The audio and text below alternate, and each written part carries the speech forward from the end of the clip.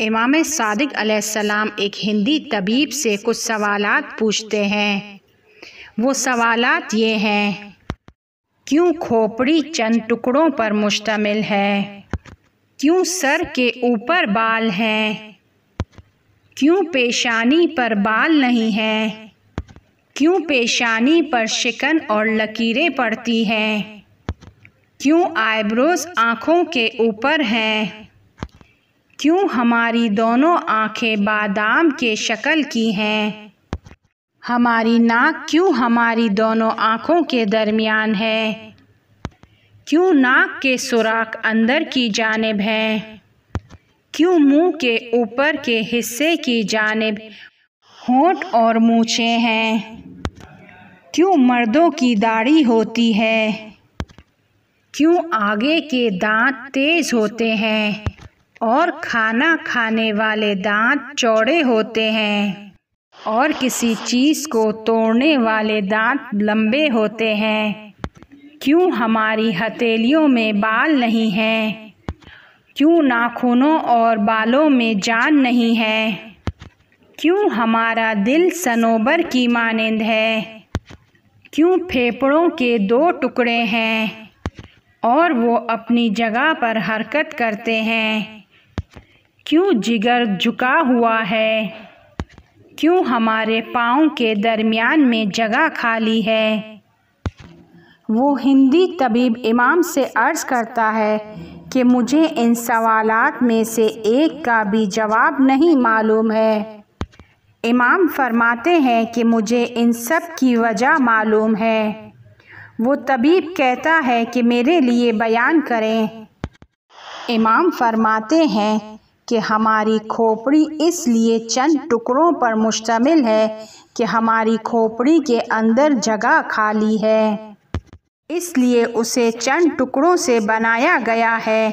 اگر ایسا نہیں کرتے تو وہ جلدی ٹوٹ جاتی، ویران ہو جاتی، اس لیے اسے ٹکڑوں ٹکڑوں میں بنایا گیا ہے۔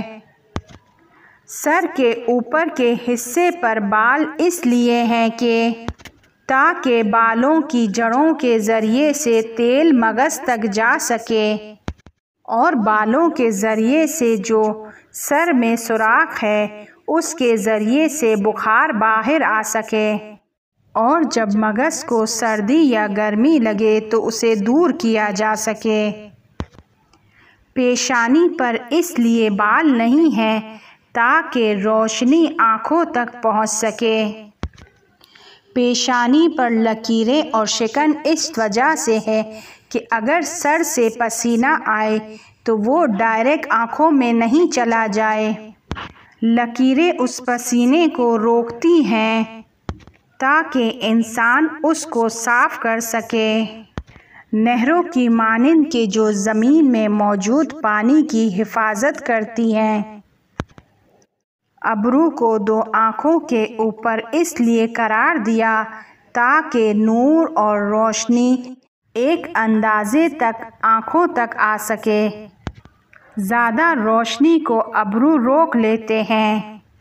اے طبیب، مگر تم نے نہیں دیکھا کہ جب روشنی کی شدت زیادہ ہوتی ہے تو ہم اپنے ہاتھوں کو آنکھوں کے اوپر رکھ لیتے ہیں تاکہ زیادہ نور ہماری آنکھوں میں داخل نہ ہو اور اس طرح ہم زیادہ روشنی کو روکتے ہیں۔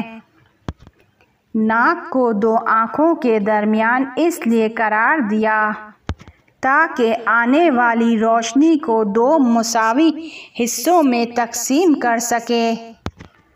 ہماری آنکھیں بادام کے شکل کی مانند ہیں تاکہ اس میں آسانی سے دوائی کو ڈالا جا سکے اور وہ باہر آ سکے۔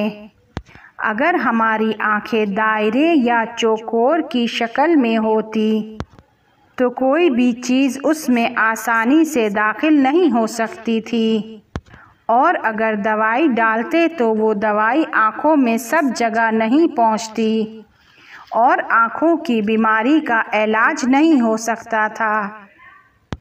خدا نے ناک کے سوراخ کو اس کے نیچے کی جانب بنایا ہے تاکہ مغز سے نکلنے والی گندگی نیچے کی جانب آ سکے اور بو اوپر کی جانب جا سکے۔ اگر ناک کا سوراخ اوپر کی جانب ہوتا تو نزلہ نیچے کی جانب نہیں آ سکتا تھا اور نہ ہی کسی بو کو سونگھا جا سکتا تھا۔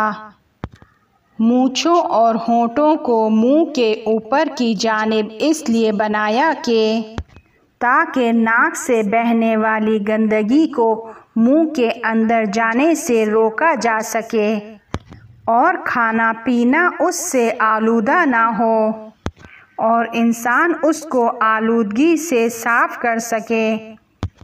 مردوں کو اس لیے داڑھی دی کہ ان کو سر ڈھانکنے کی ضرورت نہ رہے اور مرد اور خواتین میں فرق کو سمجھا جا سکے۔ آگے کے دانتوں کو تیز اس لیے رکھا کہ انسان اس کے ذریعے آسانی سے کاٹ سکے اور چبانے والے دانتوں کو اس لیے چوڑا رکھا تاکہ آسانی سے غذا کو چبایا جا سکے اور توڑنے والے دانتوں کو اس لیے بلند رکھا کہ چبانے والے دانتوں کو استوار رکھ سکے۔ دونوں ہتھیلیوں میں بال اس لیے نہیں دیے تاکہ اس کے ذریعے سے چیزوں کو محسوس کیا جا سکے، اسے لمس کیا جا سکے۔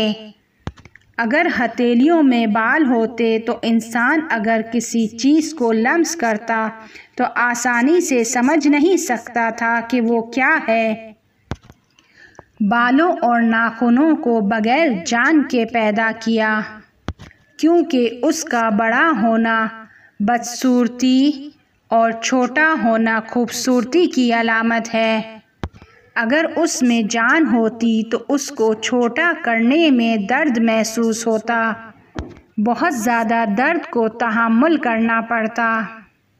دل صنوبر کے دانے کی شکل کی مانند ہے کیونکہ یہ الٹا ہوتا ہے اور دل کا ایک سرا تنگ کر کے پھیپھڑوں تک جاتا ہے اور اس کی ٹھنڈک سے خود کو ٹھنڈا کرتا ہے تاکہ وہ خود کی گرمی کی وجہ سے جل نہ جائے۔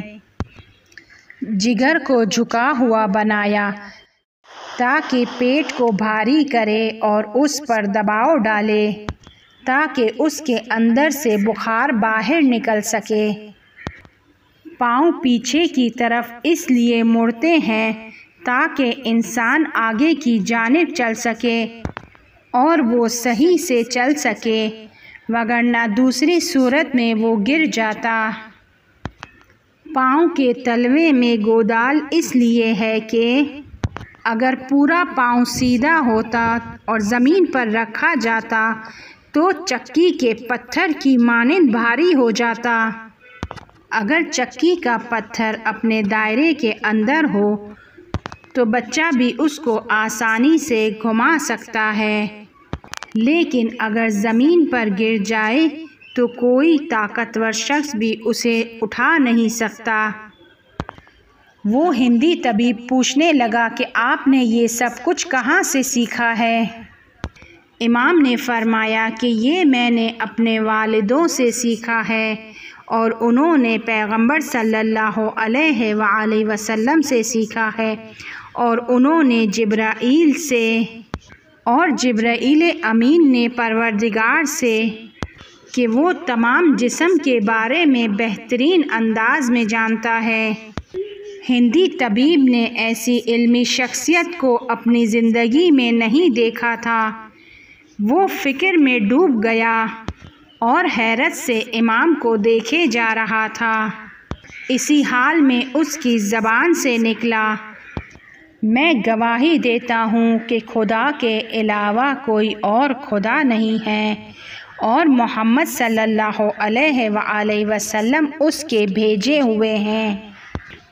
خدا کی قسم میں نے آج تک طب میں کسی کو آپ سے زیادہ عالم نہیں دیکھا۔